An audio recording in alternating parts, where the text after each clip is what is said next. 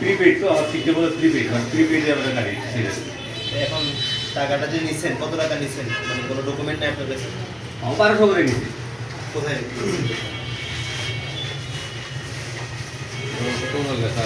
Ticket যেটা ছিল ওইটার মধ্যে মানুষ একটা নাম্বারে ফোন দিলে বুঝতে যাবে কত টাকা নিয়ে 1400 টাকা 1400 ডিউ 1400 কত টিকিট?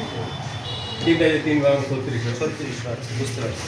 ঠিক আছে, সমস্যা নেই। এখন সামনে যে টিকিটগুলো বিক্রি করবেন, জি এখন এগুলোতে খেয়াল রাখবেন যেটা বিআরটি কর্তৃক নির্ধারিত যে ভাড়া রেট এটার থেকে যাতে কোনোভাবে বেশি নেওয়া না হয়। 200-র বেশি সার্ভিস ও ফিচারে লেনদেনের সব বিকাশ অ্যাপে সম্ভব। ঠিক আছে, এবং যাত্রীদের যাতে কোনো হয়রানি না হয়, গাড়ি টাইমলি যাতে আসে, গাড়ি যদি কোনো লেট করে মনে হয় যান যদি কোনো লেট হবে তাহলে আমরা যাত্রীকে ফোন দিয়ে অগ্রিম বলে দিই। অগ্রিম বলে দিতে হবে, ভাই আধা ঘন্টা লেট হতে পারে, 1 ঘন্টা লেট হতে পারে, সেটা যাত্রীদের দেওয়াটা রেসপন্সিবিলিটিটা আপনাদের রেসপন্সিবিলিটি। বুঝে গেছে? আচ্ছা, আপনাদেরও যদি কোনো ধরনের অসুবিধা হয় সেটাও আমাদেরকে জানাবেন, আপনাদেরকে হেল্প করার জন্য আমরা আছি। ঠিক আছে, সবার জন্য আমরা আছি।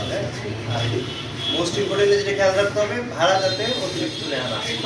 হ্যাঁ, আবার ত্রুটিপূর্ণ গাড়ি যাতে মানে চালাতে হ্যাঁ ওকে তো গাড়ি যেন ইয়ে যারা যাত্রী এখন তারা কি হয়রানি হচ্ছে না? না, যাওয়ার সময় যেটা আপনার হচ্ছে এটা আমরা এখন যাওয়ার সময় বিক্রি নেই, টোটাল লিখা।